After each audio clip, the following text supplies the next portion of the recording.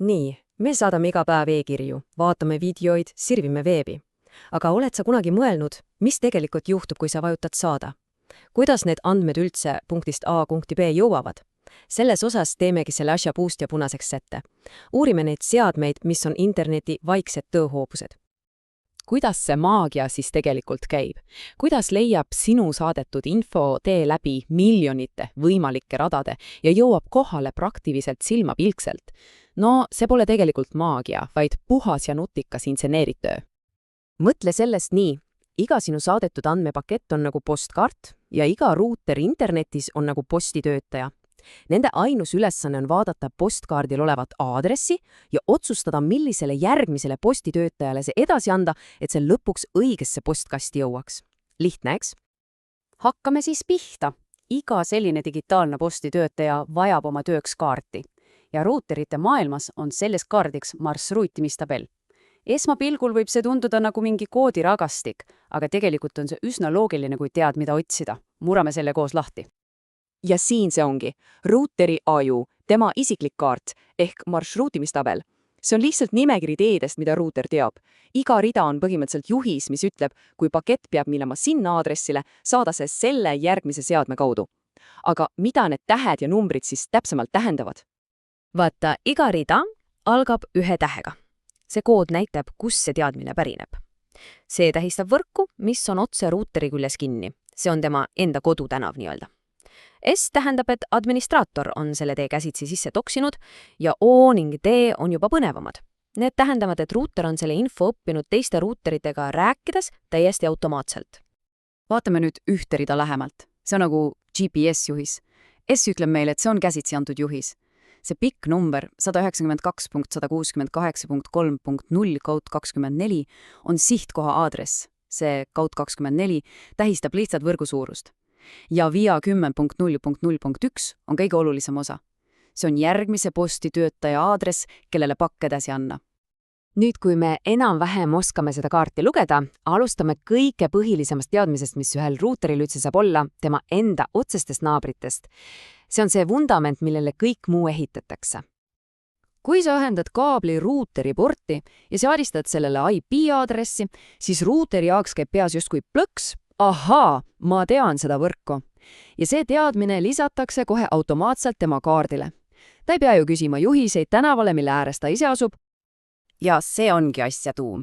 Otse ühendatud võrgud on ruuteri jaoks nagu tema isiklikud kodutänavad. Ta teab täpselt, kuidas igasse maja ehk siis seadmesse pakett kohale toimetada, sest ta on nendega füüsiliselt ühenduses. Okei, oma naabruskanda ruuter tunneb, aga internet on ju natuke suurem kui paar tänavat. Mida siis teha võrkudega, mis asuvad kaugemal teiste ruuterite taga?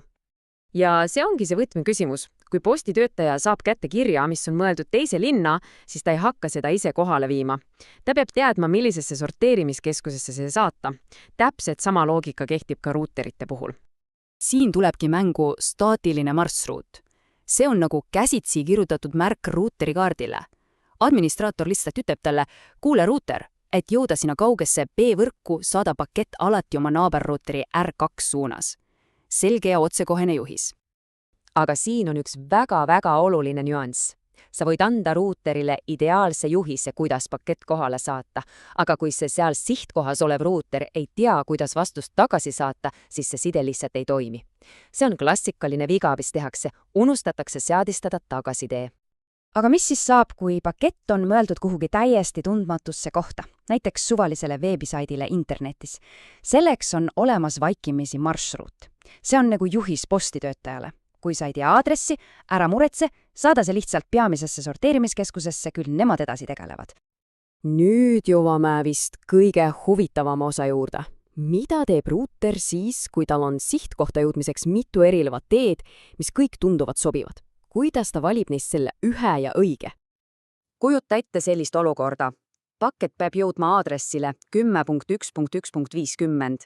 Ruuteri kaardil on aga 3 marsruuti, mis tehniliselt kõik sobiksid. Esimene ütleb, kuidas jõuda kõikidesse 10 algavatesse võrkudesse, see on väga üldine.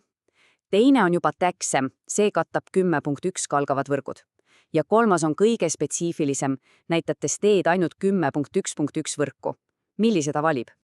Mõtle korraks. kas ta valib esimese, mis ette jääb, või on siin mingi kindel loogika taga, mis oleks kõige tõhusam viis pakett õigesse kohta suunata?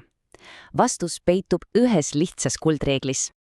Ja see reegel on pikkima prefiksi vaste. See on tegelikult väga lihtne. Ruuter eelistab alati kõige täpsemat aadressi. Täpselt nagu postkontoris. Kui on valida, kas saata kiri linna üldaadressile või konkreetse tänava aadressile, valitakse alati tänav. Mida suurem on see number seal kaldkriiksu järel, seda väiksem ja täpsem on võrk. Seega 24 on spetsiifilisem kui 12 ja ruuter valib alati just selle. Vaatame nüüd natuke suuremat pilti. Me oleme rääkinud käsitsi juhiste andmisest, aga nagu sa võid arvata, pole see kogu interneti mastaabis lihtsalt võimalik. Nii et on aeg vaadata, kuidas see protsess on tegelikult automatiseeritud. 2-3 ruuteriga võrgus on käsitsi juhiste andmine täiesti mõistlik ja teostatav. Aga internetis on sadu tuhandeid võrke ja teed nende vahel muutuvad kogu aeg. Ühe ühenduse katkimine võiks käsitsi hallatava süsteemi täiesti rivist säia lüüa. Siin tulebki mängu dünaamiline marssrutiimine. Selle asemel, et administraator kõike käsitsi sisse toksiks, suhtlevad ruuterid omavahel spetsiaalsete keelte ehk protokollide abil. Kujuta ette võrgustiku postitöötajatest, kes pidevalt jagavad omavahel infot liiklusummikutest, teetöödest ja uute otseteedest. Just niimoodi leiavadki ruuterid alati parima tee. Hea rusikareegel on, et kui võrgus on juba rohkem kui 10 ruuterit, muutub see käsitsi haldamine tõeliseks peavaluks. Siis on dünaamiline marssrutimine praktiliselt ainus mõistlik valik. Ja see viib meid viimase küsimuseni. Kui see automaatika on nii võimas ja tark, siis miks peavad võrguinsenerid ikka veel oskama neid juhiseid käsitsi kirjutada? See küsimus tapabki võrgunduse ühte põhipinget, tasakaalu leidmist nutika automaatika ja teadliku käsitsi kontrolli vahel. Mõtle sellele.